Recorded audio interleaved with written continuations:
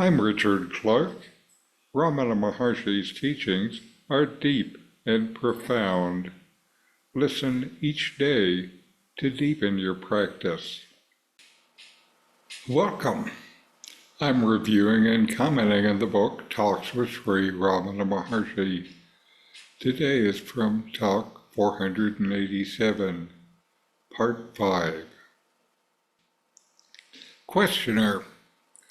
The spirit remains unaffected by the passing phenomena and by the successive bodies of repeated births. How does each body get life to set it acting? Maharshi, the spirit is differentiated from matter and is full of life. The body is animated by it. Questioner, the realized being is then the spirit and unaware of the world?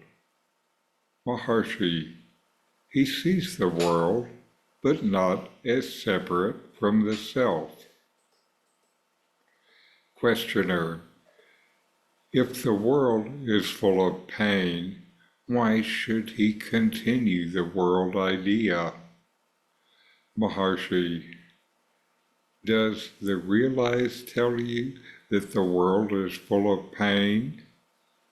It is the other one who feels the pain and seeks the help of the wise, saying that the world is painful.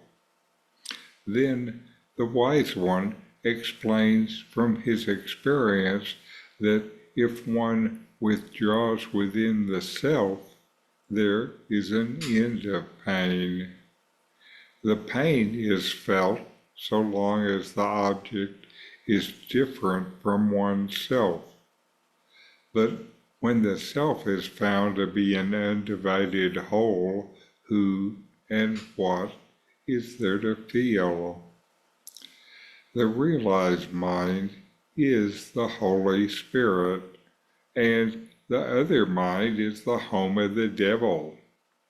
For the realized being, this is the kingdom of heaven. The kingdom of heaven is within you.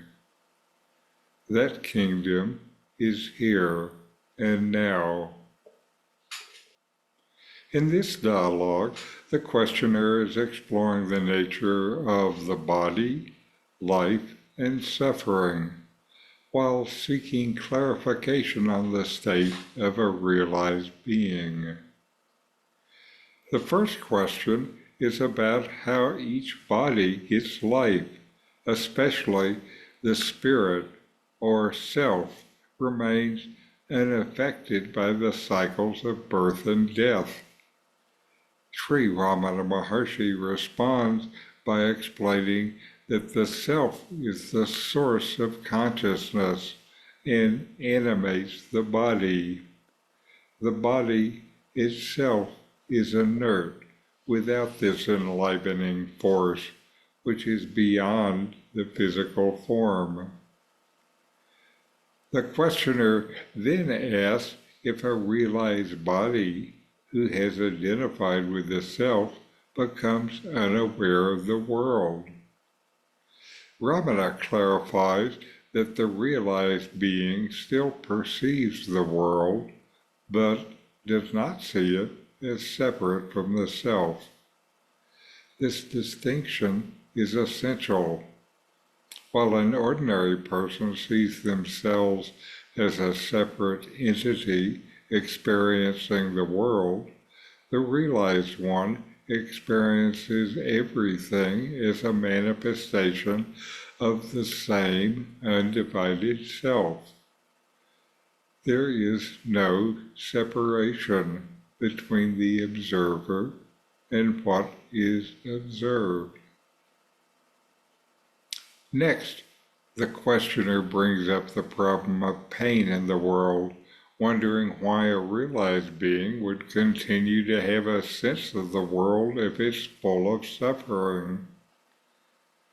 Ramana points out that it is not the realized being who feels the pain, but rather the ordinary mind. The wise one, or the realized being, understands from direct experience that pain is due to the perceiving of the world as separate from oneself.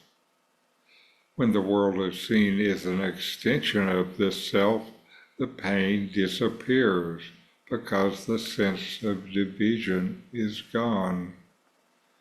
The key to ending suffering is withdrawing into the self and realizing that it is whole and complete, leaving no room for pain or separation.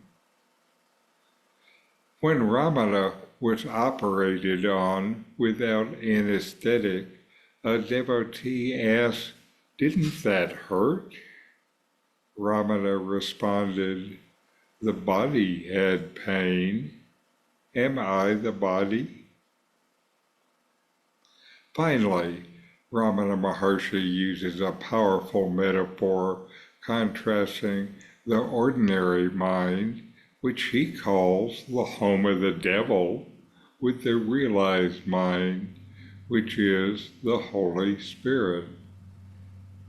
For the realized being, this world is not a place of suffering, but rather the kingdom of heaven, which is found within.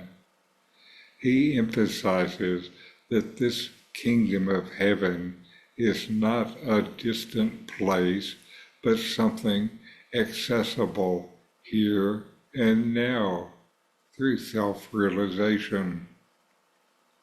So know yourself and be always free and at peace.